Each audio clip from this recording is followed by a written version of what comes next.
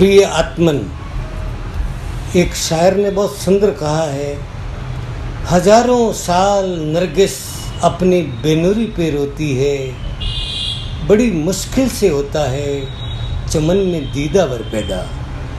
हजारों वर्षों में कोई एक व्यक्ति का इस धरती पर अवतरित होता है जो संपूर्ण मानव जाति को अहिंसा व शांति का संदेश देता है, सुखी व शांत जीवन जीने की कला सिखाता है। आचार्य श्री तुलसी इस सदी के एक महान हस्ताक्षर थे। आप कुशल अनुशासता, योगी, लेखक, गायक, गीतकार के साथ साथ समय की नब्ज पहचानने वाले युग प्रवर्तक थे। आपने तेरापन धर्म संघ को कई अवदान दिए, जिसमें अणुव्रत, जीवन विज्ञान, प्रेक्षा ध्यान, श्रमण श्रेणी, पारमार्थिक शिक्षण संस्था, जैन विश्व भारती, उपासक श्रेणी मुख्य थे। आपके विविध आयामी व्यक्तित्व को शब्दों की सीमा में बांधना सागर को गागर में भरने जैसी चेष्टा है। खैर, मैं उनकी संगीत साधना से बहुत ज़्यादा प्रभावित हूँ। आपके गीत हृदय की उर्मियों को अंतर तक प्रभावित किए बिना नहीं रहते हैं। एक कुशल शिल्पकार की तरह शब्दों को सजाकर इस तरह गुम्फित किए कि अच्छे संगीतकार भी अभिभूत हो जाते हैं। किसी भी घटनाक्रम को दो लाइन के अंतरे में संजोना आपके गीतों की खास विशेषता है। उनकी सरस संगीत साधना की यत्किंचित झलक मानव जाति को संदेश के रूप में प्रस्तुत है। आचार्य तुलसी ने एक संप्रदाय विशेष के आचार्य होते हुए भी निडरता से एक असंप्रदायिक घोषणा की और आपने लिखा, आत्मशुद्धि का जहाँ प्रश्न है, संप्रदाय का मोहन हो, चाहन यश की और किसी से भी कोई विद्रोहन हो, स्वर्ण विगर्षण से जो सत्य निखरता संघर्षों के द्वारा, प्रभु तुम्हारे पावन पथ पर जीवन अर्पण है सारा। आपने देखा कि लोग मंदिरों, मस्जिदों, धार्मिक स्थानों में जाकर सेवा, पूजा, क्रियाकांड तो कर रहे हैं, परंतु जीवन में नैतिकता व सदाचार को कोई स्थान नहीं है। तब आपने अणुव्रत के माध्यम से एक चोट की और आपने कहा, धार्मिक है पर नहीं कि नैतिक बहुत बड़ा विस्मय है, नैतिकता से शून्य धर्म का यह कैसा विनय है, इस उलझन का धर्म क्रांति ही है कमनीय किनारा, बदले युग की धारा। आपने वर्ण, जाति, संप्रदाय से मुक्त धर्म की परिभाषा अणुव्रत के माध्यम से दी। धर्म करने का सबको समान अधिकार है। सगला ने अधिकार सरीखो, साप सुनावे रे, जात पात रो पछड़ो फिर क्यों बिच में आवे रे, मिसरी स्यूं मुख मीठो होसी कोई खावे रे, ऊंच नीच रे भेद भाव स्यूं जिय कुलावे रे, आत्मशुद्धि रो साधन साचो धर्म कहावे रे। आपके इर्द गिर्द रहने वाले तथाकथित श्रावकों की दोहरी जीवन शैली पर प्रहार करते हुए लिखते हैं,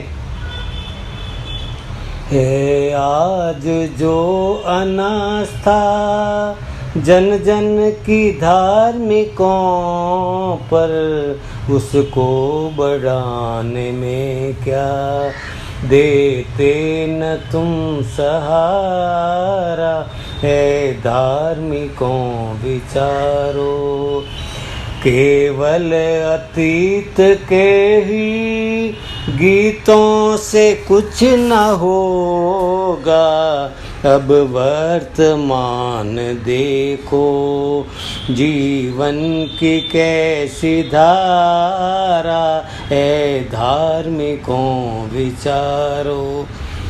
आपने देखा कि समाज का युवा धन देर रात तक टीवी, सिनेमा, सीरियल देखता है और सुबह देर से 9-10 बजे उठता है।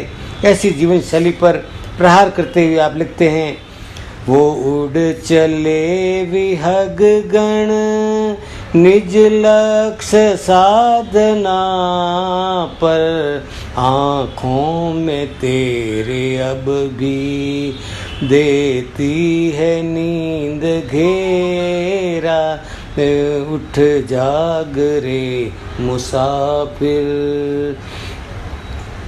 प्राची में पोपटी है, पर फड़ा पखेरू, चहचाह कर रहे हैं, निशि भर यहाँ बसेरा, उठ जाग रे मुसाफिर। संसार की मोह माया किस हद तक काम करती है, उन्होंने एक प्रसंग बताकर 2 लाइनों में संजोया। मुश्किल तो तोड़नो रे संस्कारो से, बाबो जी बकरी मर्या रे, रो रो खोया ने, जगत सपनेरी माया रे, बादलिए ऋषि छाया रे।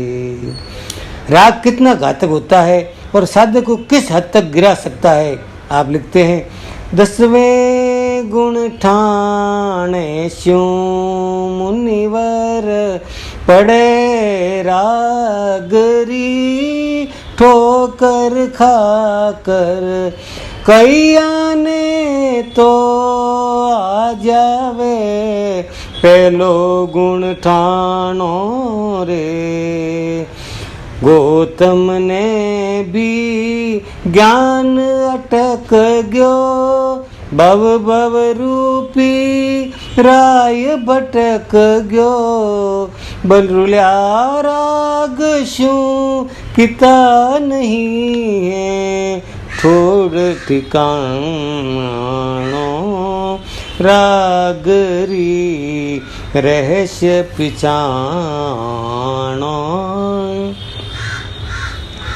वाणी संयम व मौन साधना का महत्व समझते हुए आप लिखते हैं, वचन रतन मुख कोट कहावे, होठ कपाट उपमा पावे, रखो जतन सुजान,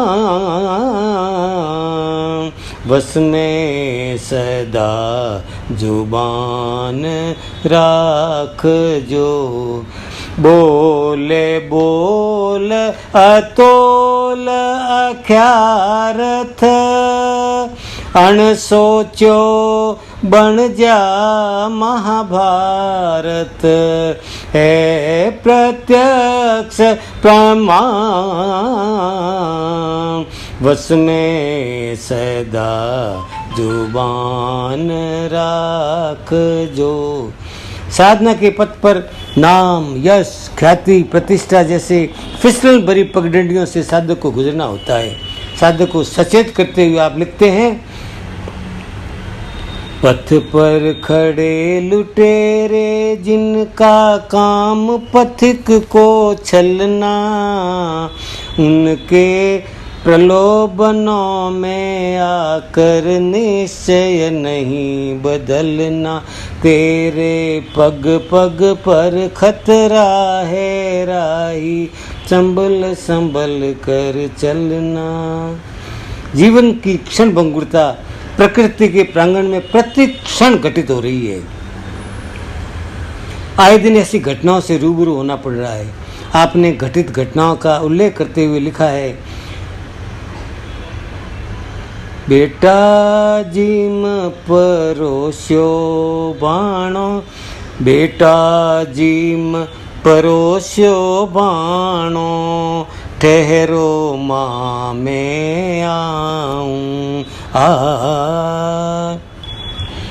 बेटा जिम परोस्यो बाणो, ठहरो माँ मैं आऊँ। बिल्डिंग बनी देख कारीगर, जन में जोश जगाऊं, के आवे सिर पड़ो हथोड़ो, रोवे सब झुर झुर है, तोरा जीवन क्षण भंगुर है। श्रावक जीवन व सम्यक्त्व की महत्ता को समझाते हुए आप फिर लिखते हैं, निरय तिरय गति निगम निरोधो, व्यंतर असुर विसारो रे, ज्योतिष ऊपर वैमानिक सूर, सीधा डेरा डालो रे, श्रावक व्रत धारो। मनुष्य जीवन की दुर्लभता को समझाते हुए आप फिर लिखते हैं, तर कर के सागर सारा, अति श्रम से मिला किनारा, तट पर आ नैया को न डुबोना चाहिए, यह है जगने की बेला, अब ना सोना चाहिए। मूर्ति पूजा पर आपका मंतव्य स्पष्ट था, अर्थ के प्रति पूर्ण समर्पण। आप लिखते हैं, चिन्मय ने पाषाण बनाऊं, ओ परिचय जड़ तारो, स्वयं अमल अविकार, प्रभु तो स्नान कराऊं क्यारो, प्रभु मारे मन मंदिर में पधारो। युवकों की शक्ति जगाने हेतु आपने आह्वान किया, तेज सूरज सालिए हम, शुभ्रता शशि लिए हम, पवन सा गति वेग लेकर, चरण ये आगे बढ़ाए, लक्ष्य है ऊंचा हमारा, हम विजय के गीत गाए। आपने लिखा, भगवान के सामने दीनहीन बनने की क्या जरूरत है, हम स्वयं अनंत शक्ति के स्रोत हैं, साधना के द्वारा हम स्वयं भगवान बन सकते हैं।